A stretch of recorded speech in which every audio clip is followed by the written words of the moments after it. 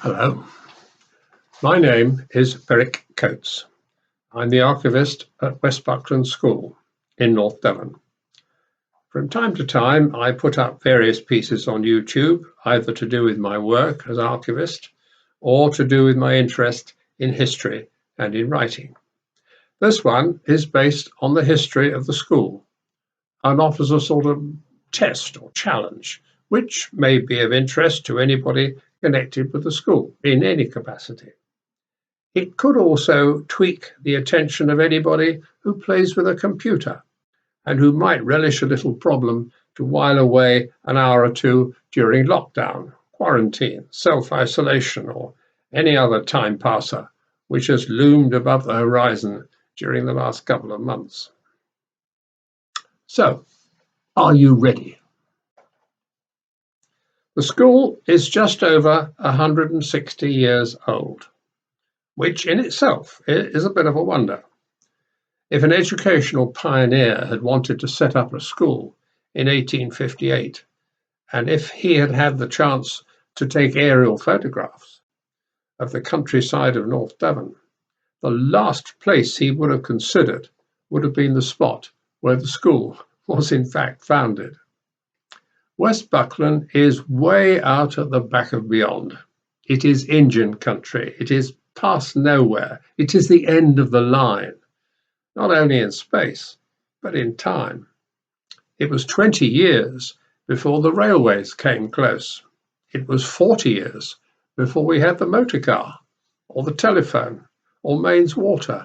Over 60 years before we had electricity. Until the 1920s, the school employed a man whose job was simply to trim all the lamps. To this day, in the year of our Lord 2020, we still do not have mains gas or mains sewerage. It was a feat of imagination and optimism to think of putting a school here at all. But the Reverend Joseph Brereton was a very imaginative man and a very optimistic one. Amazingly, his school survived, but it survived by becoming a rather unusual one. The living conditions were not easy. Even a partisan would have called the facilities basic. The more I read about it in my role as school archivist, the more I used to wonder how and why so many pupils conceived such an affection for the place. How did they come to like it in spite of the tough life?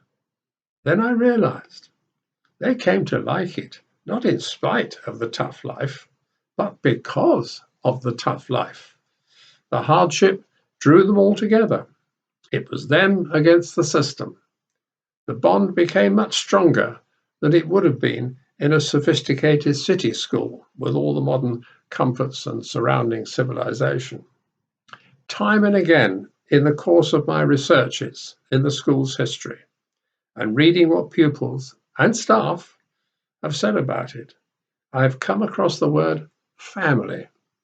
The school is over 600 strong now, but that word family still gets used. Beside the main staircase leading to the hall, there are 14 framed photographs. They are pictures of the previous headmasters.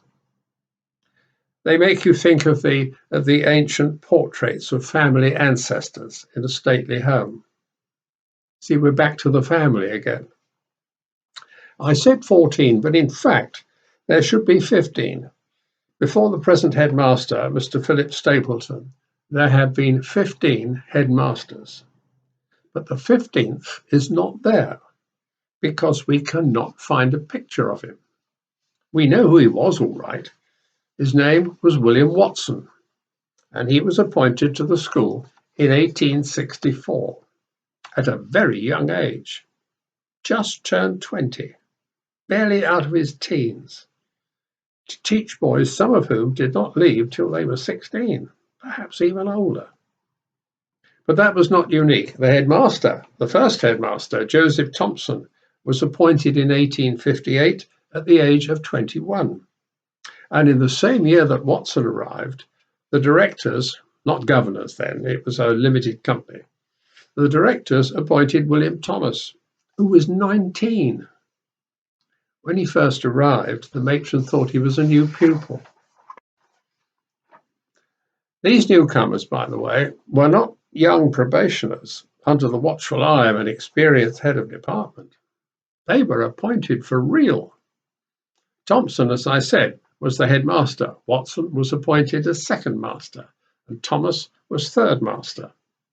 So in the mid-1860s, the school was being run by 3 young men whose average age was about 24.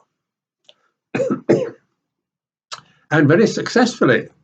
In that period, the school's record in passing public exams put them at the top of the National League 3 years running. Then in 1867, the headmaster, Thompson, obtained leave of absence to read for a Cambridge degree, and Watson took over as caretaker head for 3 years. He was still teaching a full timetable.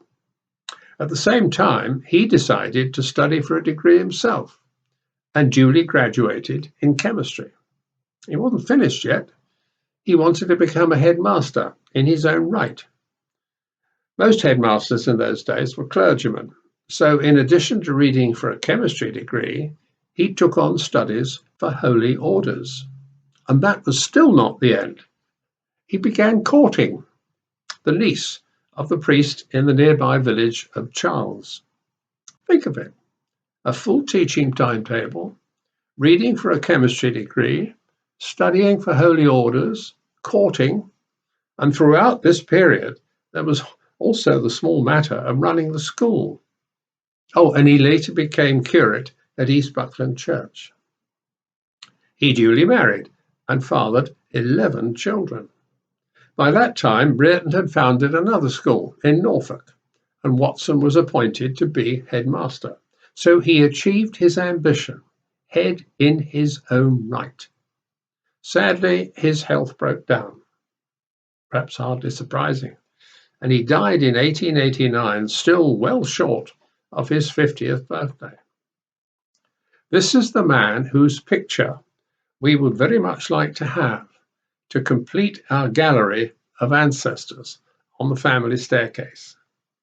He should have left behind quite a lot of evidence of himself for the determined researcher. 11 children, with presumably a fair clutch of descendants, if they were only half as fertile as he was. Census returns for 1881 and 1891, parish records in Devon and Norfolk, digitized local newspapers in 2 counties, birth, marriage and death certificates, and no doubt many more tidbits in local magazines, libraries, educational returns, exam results, and so on. Somebody should have a photograph somewhere. Supply that picture of the Reverend William Watson and any other information that you will surely unearth on the way, and we can put the final family ancestor portrait with a plaque on the staircase. And I can offer you, beside it, a second little plaque about you, who found him. Imagine your own immortality. Goodbye. This was recorded by me, Berwick Coates, on Thursday, the 15th of May in the year 2020.